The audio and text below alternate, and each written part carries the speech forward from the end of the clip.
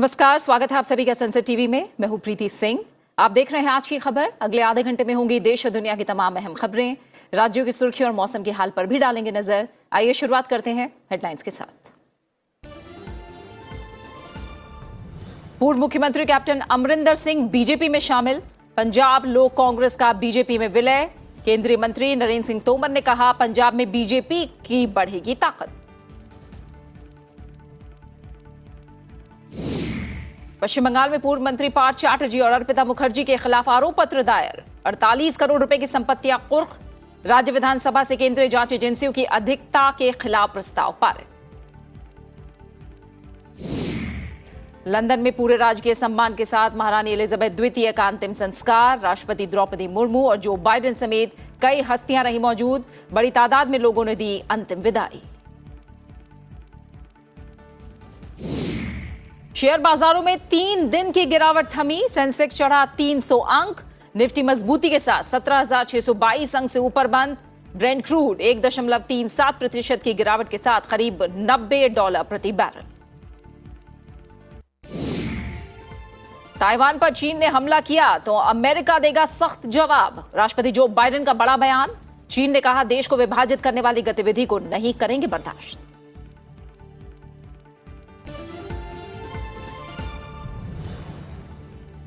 और हेडलाइंस के बाद एक नजर उन खबरों पर जो दिन भर सुर्खियों में रही।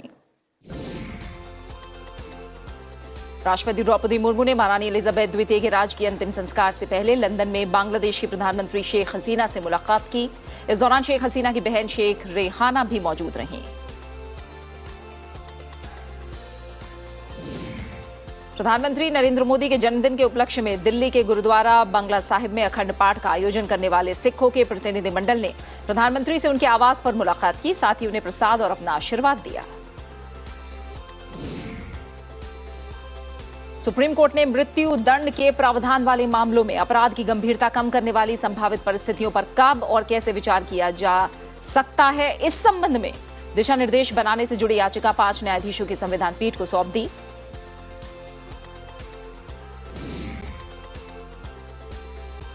राज्यसभा सचिवालय के हिंदी पखवाड़ा 2022 के तहत संसदीय सौध के सभागार में हिंदी वाद विवाद प्रतियोगिता का आयोजन किया गया। इसमें क्या युवा पीढ़ी अपनी भाषा और संस्कृति से दूर होती जा रही है विषय पर प्रतिभागियों ने अपना पक्ष रखा।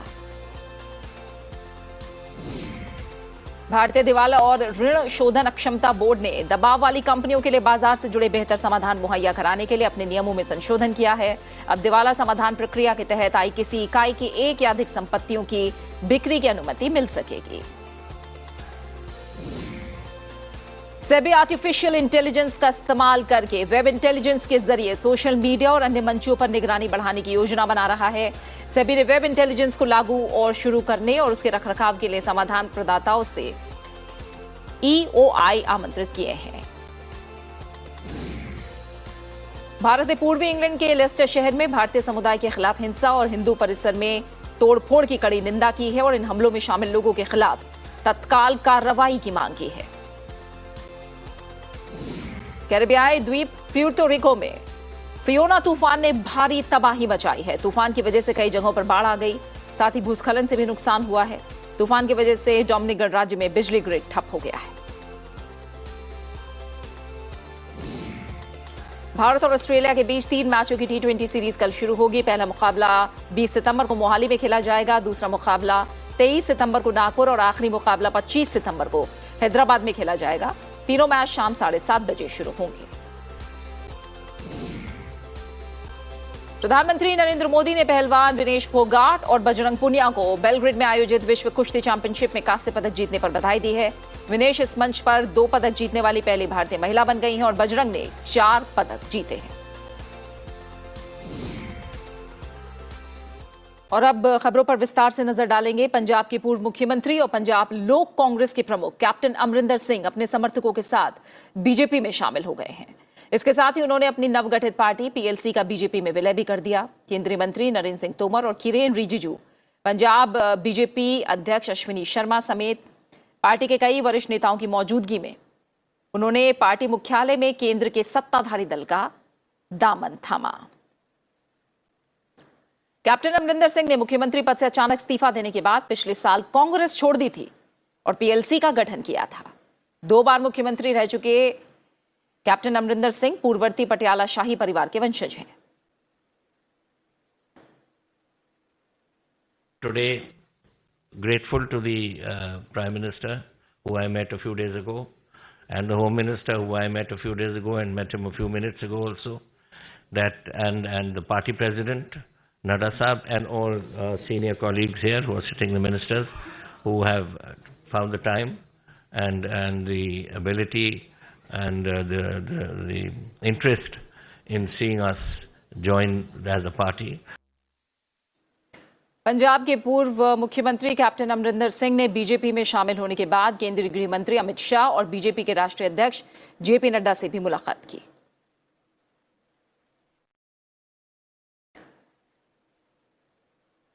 और इसी खबर पर ज्यादा जानकारी के साथ मौजूद हैं मेरे सहयोगी सूरज मोहन झा। सूरज, किस तरह की सरगर्मी रहे और रही हैं? नफा नुकसान राजनीतिक नजरिए से अगर समझा जाए, बीजेपी के नजरिए से और साथ ही कैप्टन अमरिंदर सिंह के नजरिए से, तो कैसे देखा जाएगा इस डेवलपमेंट को? प्रीति, कैप्टन अमरिंदर सिंह पंजाब के एक बड़े जनाधार वाले नेता रहे हैं और ख़ासतौर से जो मालवा क्षेत्र है पंजाब का, जहां विधानसभा की 117 में से 69 सीटें आती हैं और कहा जाता है जिसके पास मालवा आ गया उसके पास पंजाब की जो सियासत है वो उसका सिरमौर बन जाता है। तो कैप्टन अमरिंदर उसी क्षेत्र से आते हैं। कैप्टन अमरिंदर, जैसा आपने बताया, 2 बार मुख्यमंत्री रहे, पंजाब का एक बहुत बड़ा चेहरा रहे हैं। भारतीय जनता पार्टी अब तक पंजाब में 4थे नंबर की पार्टी रही है और पूरे पंजाब में वो अपना विस्तार नहीं कर पाई क्योंकि अकाली दल के साथ उनका गठबंधन रहता था। अब पंजाब में बीजेपी प्रयास कर रही है नंबर 1 और नंबर 2 के लिए।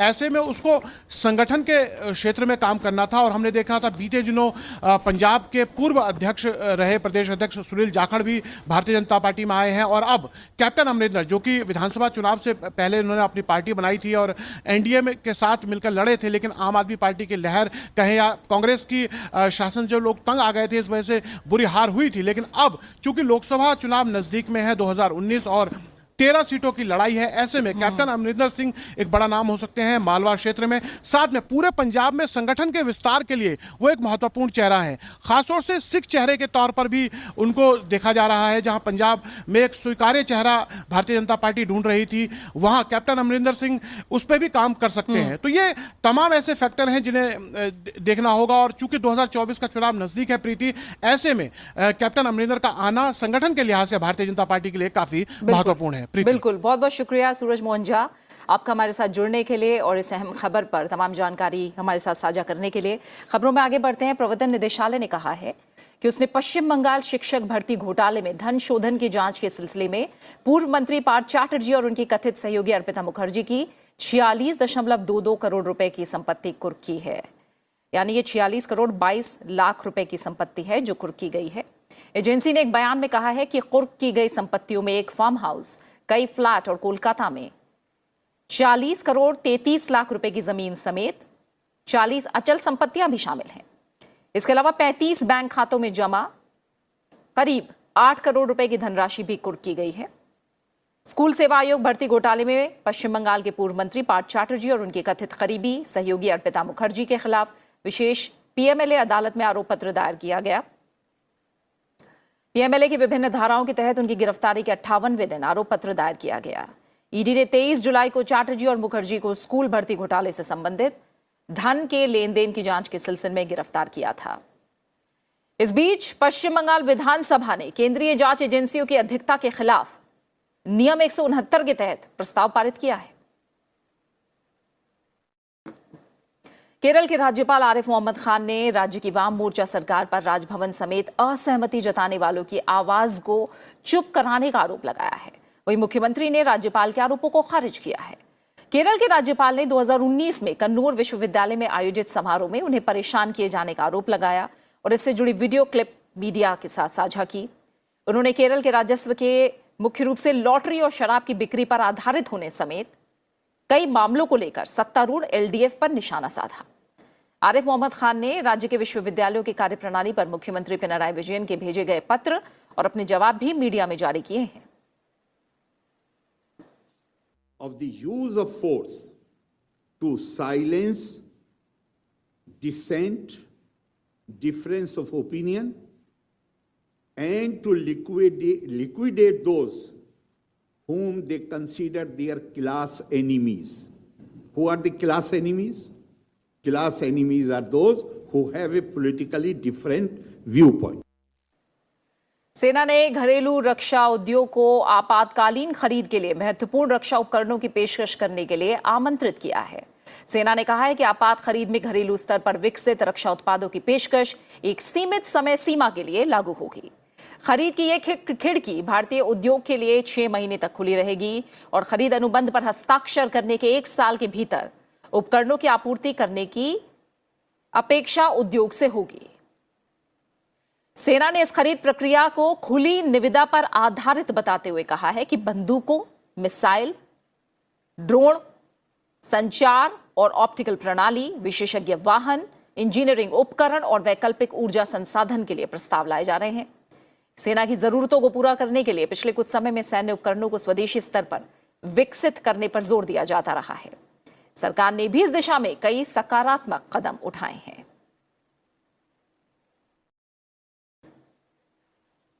दुनिया भर के दिग्गज नेताओं की मौजूदगी में आज ब्रिटेन की महारानी एलिजाबेथ द्वितीय को आखिरी विदाई दी गई। इससे पहले शाही परिवार के सदस्यों के साथ ही विभिन्न देशों से राष्ट्राध्यक्ष और राष्ट्र प्रमुख दिवंगत महारानी को श्रद्धांजलि देने के लिए इकट्ठा हुए। भारत की ओर से राष्ट्रपति द्रौपदी मुर्मू शामिल हुई। महारानी की इस अंतिम यात्रा में उनके बेटे और महाराजा चार्ल्स पीछे चल रहे थे। महाराजा के साथ उनके बेटे प्रिंस विलियम और प्रिंस हैरी और भाई बहन प्रिंसेस एनी और प्रिंस एंड्रयू, प्रिंस एडवर्ड भी थे। महारानी एलिजाबेथ द्वितीय के ताबूत को राजकीय अंतिम संस्कार के लिए जैसे ही वेस्टमिंस्टर एबे के भीतर ले जाया गया, महारानी के नाम पर बने एलिजाबेथ टावर में लगी बिग बैन थम गई, जिसे हर 1 मिनट बाद 96 घंटा बजाया जा रहा था और हवा में प्रार्थनाओं के स्वर गूंजने लगे, जो महारानी एलिजाबेथ द्वितीय के जीवन काल को श्रद्धांजलि का प्रतीक था। एक निजी शाही रस्म में महारानी को उनके दिवंगत पति प्रिंस फिलिप के बराबर में राजकीय सम्मान के साथ दफनाया गया। इससे पहले महारानी की याद में पूरे ब्रिटेन में 2 मिनट का मौन रखा गया। हाउस होल्ड कैवलरी के सदस्यों ने द लास्ट पोस्ट की धुन बजाई। इसके बाद में उपस्थित लोगों ने 2 मिनट का मौन रखा और फिर गॉड सेव द किंग राष्ट्रगान गाया गया। महारानी के पाइपर ने शोक धुन बजाई और प्रार्थना सभा का समापन हुआ। लाखों लोग टेलीविजन पर महारानी की अंतिम यात्रा के साक्षी बने। इससे पहले ताबूत को पिछले बुधवार से वेस्टमिंस्टर हॉल में अंतिम दर्शनों के लिए रखा गया था। 70 साल तक राजगद्दी पर आसीन रही महारानी एलिजाबेथ द्वितीय का 8 सितंबर को बालमोरल कैसल स्थित उनके आवास में निधन हो गया था। वो 96 वर्ष की थी।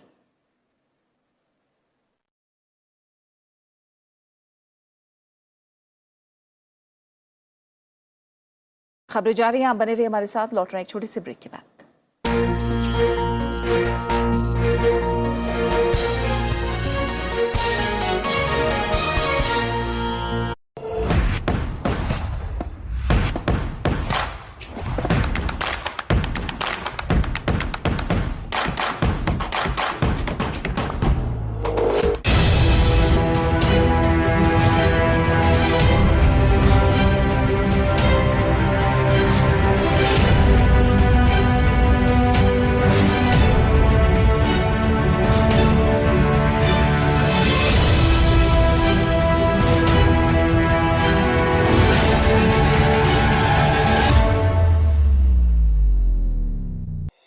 संसदीय गतिविधियों से जुड़ी हर खबर, संसदीय समितियों पर एक नजर। राष्ट्रपति, उपराष्ट्रपति, प्रधानमंत्री और लोकसभा अध्यक्ष के प्रमुख कार्यक्रम, संसदीय प्रशिक्षण की खबरों का साप्ताहिक ब्यौरा।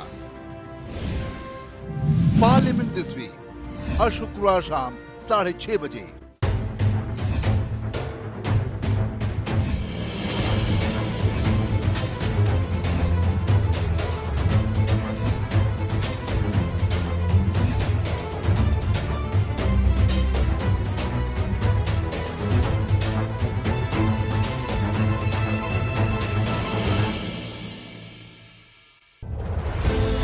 भारत लाखों बरस प्राचीन सभ्यता, जिसे घर के जयचंदू और मीर जाफरों ने गुलाम बनने पर किया मजबूर। देशभक्तों ने अपनी जान न्यौछावर करके भारत को करवाया आजाद और भारत को प्रेम करने वाले देश प्रेमियों ने किया नव भारत का निर्माण। नव भारत के निर्माता सिर्फ संसद टीवी पर।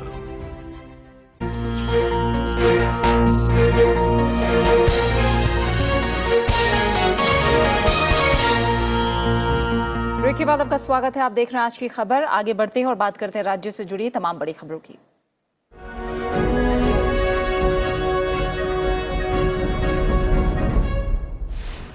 कांग्रेस नेता राहुल गांधी आलापुझा के पुनमदा झील में स्नेक बोट रेस प्रदर्शनी में शामिल हुए।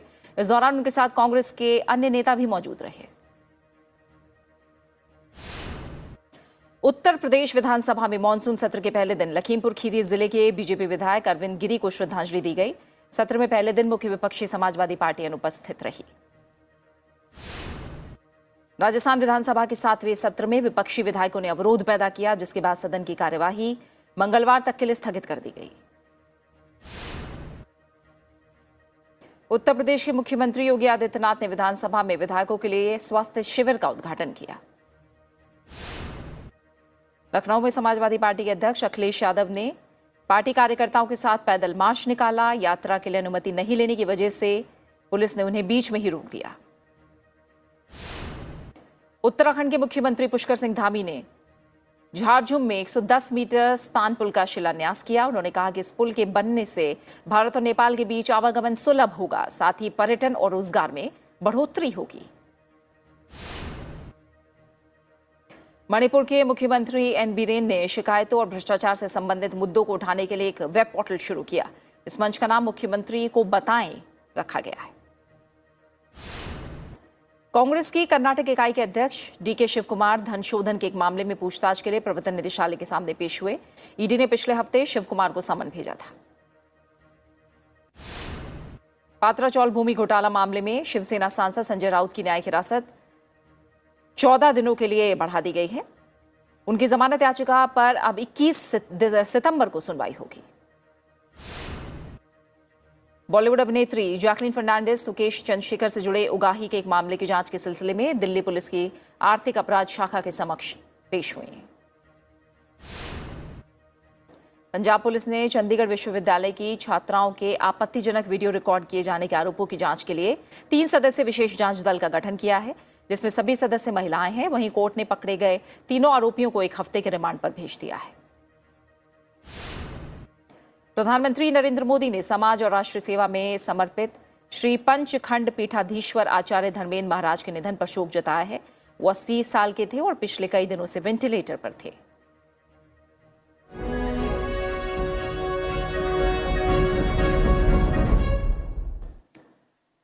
शेयर बाजार से जुड़ी खबर। पिछले 3 कारोबारी सत्र से जारी गिरावट आज थम गई और बीएसई सेंसेक्स 300 से अधिक अंक चढ़कर बंद हुआ।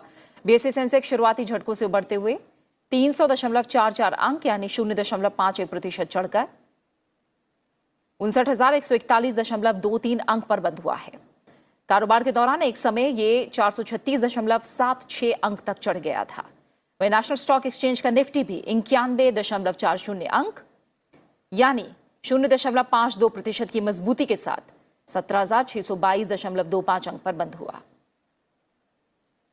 इस बीच अंतर्राष्ट्रीय बेंचमार्क ब्रेंट क्रूड 1.37% की गिरावट के साथ $90.10 प्रति बैरल पर आ गया है।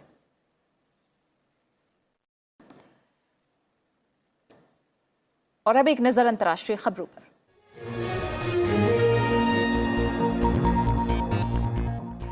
अमेरिका के राष्ट्रपति जो बाइडेन ने कहा है कि अगर चीन ताइवान पर हमला करने की कोशिश करता है तो अमेरिकी बल उसकी रक्षा करेंगे। एक समाचार चैनल को दिए गए साक्षात्कार में उन्होंने कहा कि अमेरिकी नीति में कोई बदलाव नहीं आया है। ताइवान का मामला शांतिपूर्ण तरीके से सुलझाया जाना चाहिए।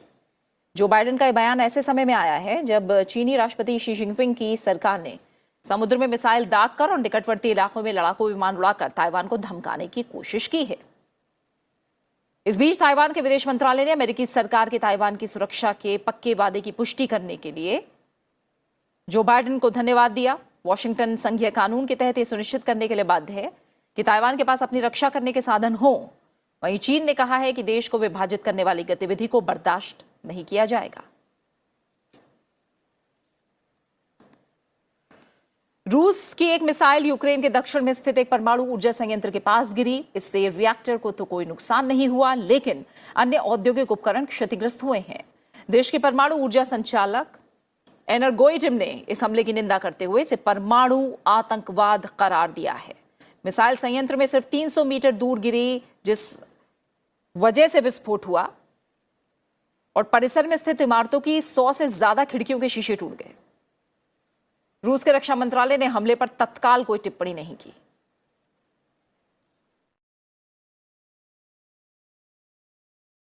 चक्रवाती तूफान के दक्षिण पश्चिमी जापान में दस्तक देने के बाद तेज बारिश और हवाएं चल रही हैं। तूफान अब उत्तरी टोक्यो की ओर बढ़ रहा है। तूफान नानमादोल के रविवार को क्यूशु क्षेत्र में पहुंचने के बाद कई इलाकों की सड़कें जलमग्न हो गई, बिजली आपूर्ति ठप पड़ गई। इसके बाद ये कमजोर होकर उष्ण कटिबंधीय तूफान में तब्दील हो गया। तूफान नानमादोल के दौरान 108 किलोमीटर प्रति घंटे की रफ्तार से हवाएं चली, जिन्होंने कुछ समय के लिए 162 किलोमीटर प्रति घंटे की रफ्तार भी पकड़ ली थी। एहतियाती तौर पर संवेदनशील मकानों को खाली कराए जाने के कारण लाखों लोगों को रात अलग अलग केंद्रों में गुजारनी पड़ी। बारिश के कारण फिसलने और अन्य घटनाओं में 60 से ज्यादा लोग जख्मी भी हुए हैं।